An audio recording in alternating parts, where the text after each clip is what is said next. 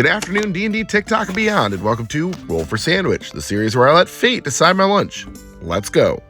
Today I'm going to be using these Bloodbane Hexbreaker dice that were sent in by a viewer. Thanks. Let's get things started with our roll for bread. 4, pumpernickel. This is American pumpernickel, also known as Jewish pumpernickel. It should serve our sandwich well. Next up, let's roll for Maine. 2, black bean burger.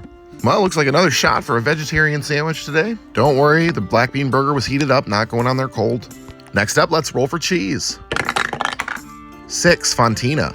Fontina is a semi-soft cheese originally of Italian origin, although this particular one I think was made in Wisconsin.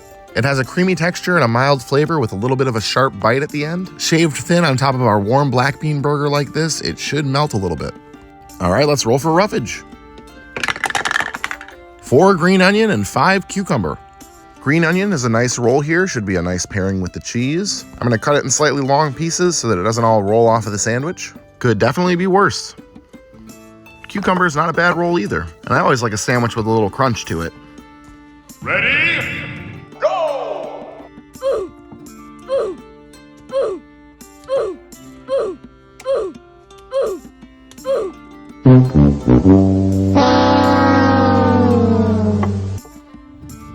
Next up, let's hit it with a little wild magic.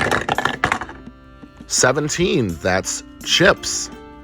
I'm a big fan of chips on a sandwich. I've got regular plain potato chips today. We're gonna do our best to pile them on here. It'll give us a nice hit of salt and a good crunch.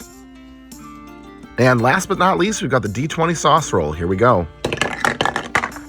All right, nat 20. That means I get to pick. I think I'm gonna go with this steakhouse pepper mayo. I thought about using Kewpie mayo, of course, which would have been great, but I like the little bit of extra spices here with the black bean burger. Let's go ahead and get our sandwich closed up here. Get our toothpicks in to hold it together, and let's get it cut in half. And let's take a look at that cross section. You know, I've seen worse.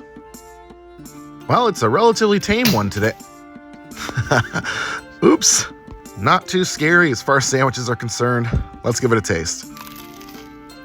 Well, you can definitely tell it's crunchy. Not a bad sandwich. That fontina is a nice binder to kind of hold it all together. The black bean burger has a little bit more going on seasoning-wise and texture-wise that makes the cucumber and the green onion a nice, simple accompaniment to it. It's not earth-shattering, but after sandwich ball, I will count this as a win for sure. I'm gonna give this one a 7.9, and I'm gonna call it Benedict Cucumber Sand. Thanks for hanging out today, y'all. I hope you have a great day, and I will see you again on Wednesday.